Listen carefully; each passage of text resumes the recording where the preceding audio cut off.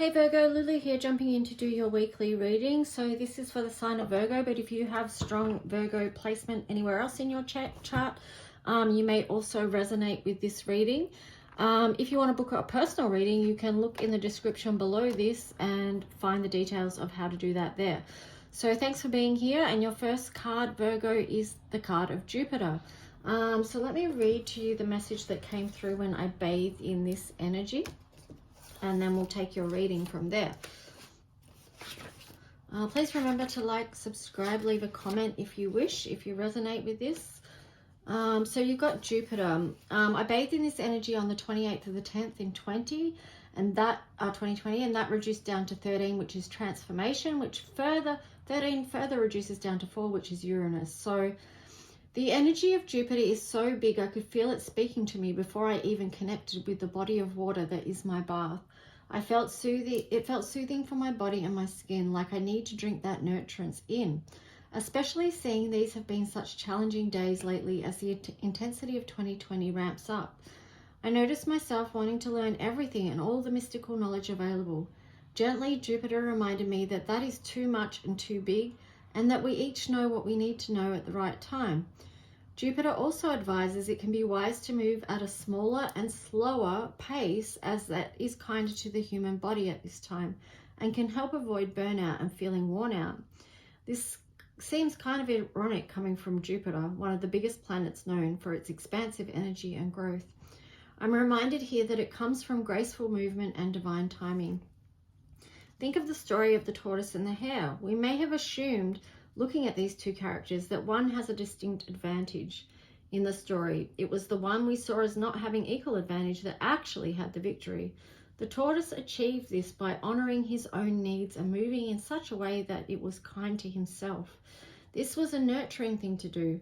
Also, if we expand that story out a bit more, we see that the tortoise did not judge himself, but rather trusted in his own abilities with quiet confidence.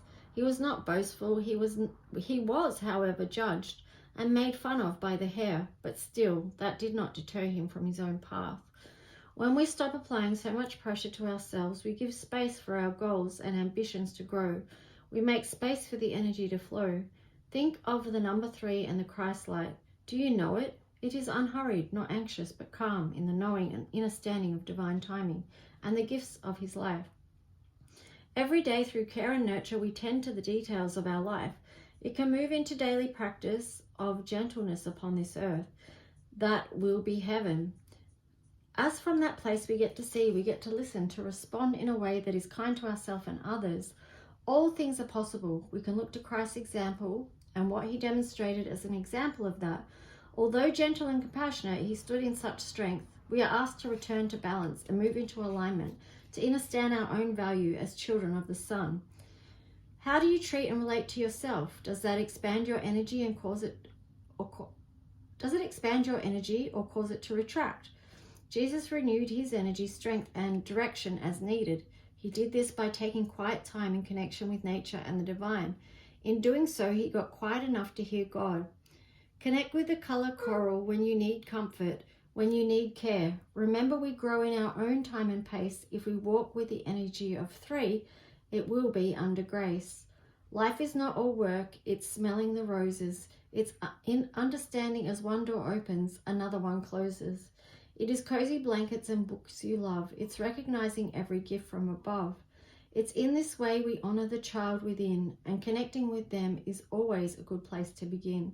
So take your time, dear one, and tend to what you must. As you build your relationship with self and divine spirit, you also build trust. So the keywords there are self-care, body, Christ, Christ light, nurture, unconditional love, inner child, wounding, healing, post-traumatic growth, and connection. So let's see what else is the story for you guys. You've got the card of Netcaster. Preparations come to fruition. Now that one's in reverse, so something is still brewing, right? It's not quite time, so it would seem. Queen of Swords. Maybe it's not time because you're still gaining clarity on something. And then you've got the 9 of Cups. Yeah, right. So you could be tuning into, I feel like you're really nurturing a beautiful life here. There's something that you've got on the go that's you've been planning perhaps, and it could be something that you're waiting to launch, but you're waiting for the right time. You've got ghosts there in reverse. Interesting. I feel like, yeah, I feel like there could be something that you're holding on to, that you're creating, but you're not willing to show it yet, is what I'm getting. Weird. Peace. Got the card of peace there. Virgo, digest.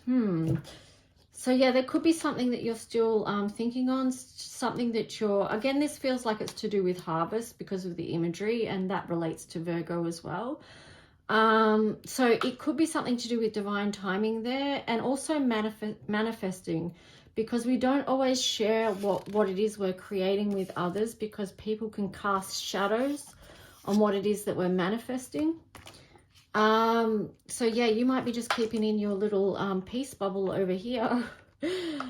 Still, you know, in that creative zone, or you know which place in that cycle that you're actually in right now. The seeds have been planted, but you're very aware of when it's the right time to harvest, is what I'm getting. All right, so let's just see.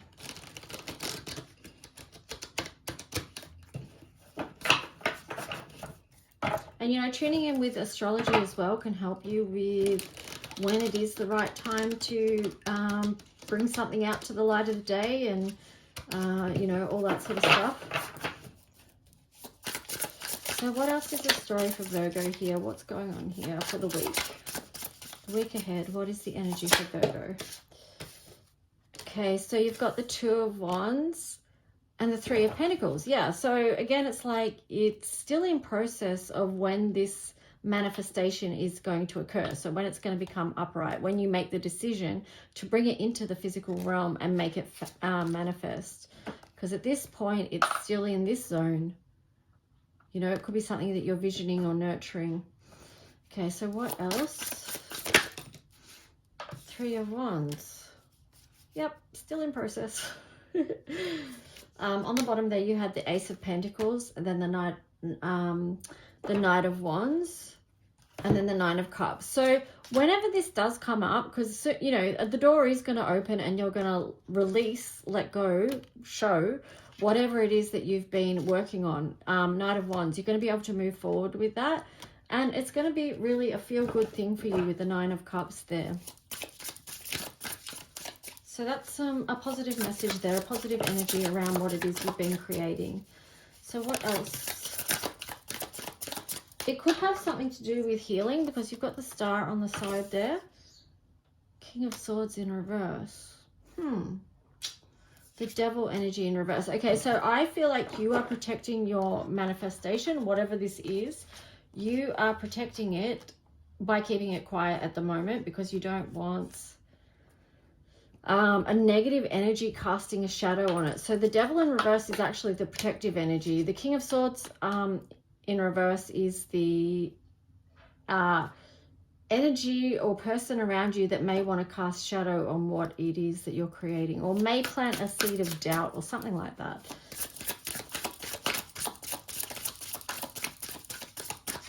Yeah, it's not a great feeling when because, you know, obviously not everyone wants the best for us. Some people actually do want us to fail, which is a weird thing to wake up to in life, but we all get to that point, right? So here you've got Judgment. Yeah, so it's very much, yeah, it's very much it's just the same message coming out. You're still in this process of this cycle of,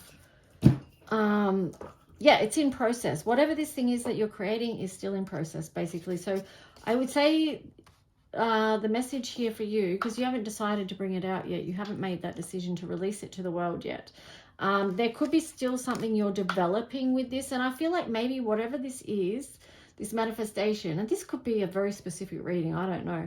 But I feel like it's something to offer to humanity to help with healing in some way, which is very aligned with Virgo, actually. It may be something that people digest on one level or another. I don't know. Whether it's a writing, whether it's a medicine, a herbal medicine. Yeah, I don't know. Anyway, yeah, it's King of Pentacles in reverse there. It's not out in the physical realms yet, but it's still in motion of being created. Jupiter here, it's expanding and growing in its own divine timing, and in the meantime it's something that you're nurturing. Yeah, it could even be something for the inner child. I don't know. It could be something to do with flower essences. I don't know. But anyway, that's the message. Pretty succinct what's coming through for you today, Virgo. And I'm just getting the words protect your peace, but it's also protect what it is that you're creating, what you're manifesting. Hold it in that safe circle until it's ready, until it's time. Anyway, you'll know, and I'll talk to you soon. Bye.